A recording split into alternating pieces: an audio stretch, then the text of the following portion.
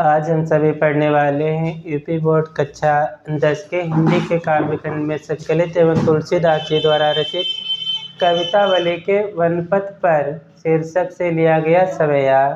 तो जो इसमें पहला सवैया है, इसमें तुलसीदास जी ने सीता जी की व्याकुलता का वनपथ पर सीता जी की व्याकुलता का वर्णन किया है।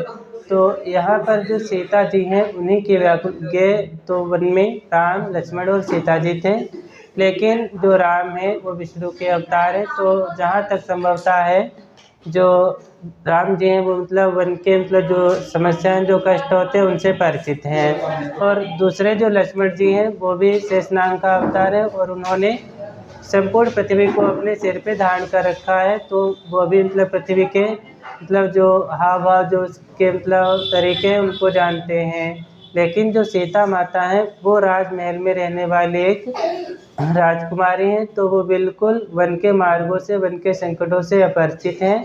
तो तुलसीदास जी ने सीता जी की ही व्याकुलता का वर्णन किया है वनपथ पे।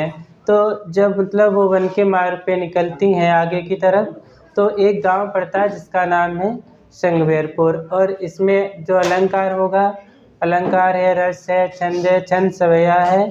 अलंकार जैसे पढ़ेंगे तैसे मालूम पड़ता चलेगा। और जो रस है इसमें विशेष रूप से करुण रस का प्रयोग किया गया है।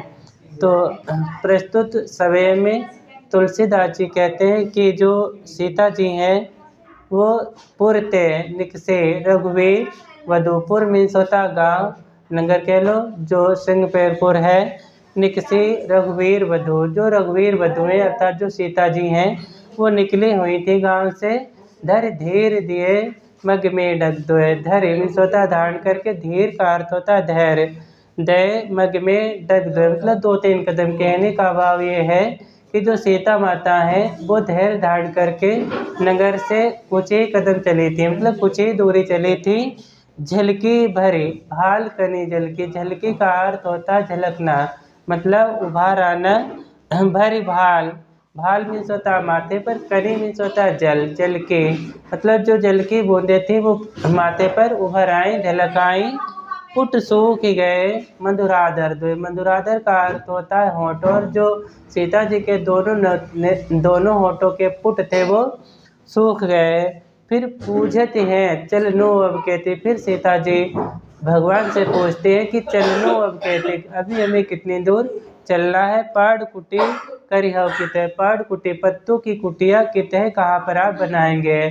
सीता जी राम से पूछते हैं भगवान से कि अभी हमें कितनी दूर चलना है और आप पत्तों की कुटिया को कहाँ पर बनाओगे। ते के लख या तुमता, ते स्त्री का तद्भव रूप आया हुआ है स्त्री का, तो यहाँ पे ते अपनी पत्नी को संबोधित करते हुए कहते हैं कि ते की लख, लख मीन्स होता देखकर, आतुरता मीन्स होता व्याकुलता, अपनी पत्नी की व्याकुलता को देखकर तथा सीता माँ की व्याकुलता को देखकर।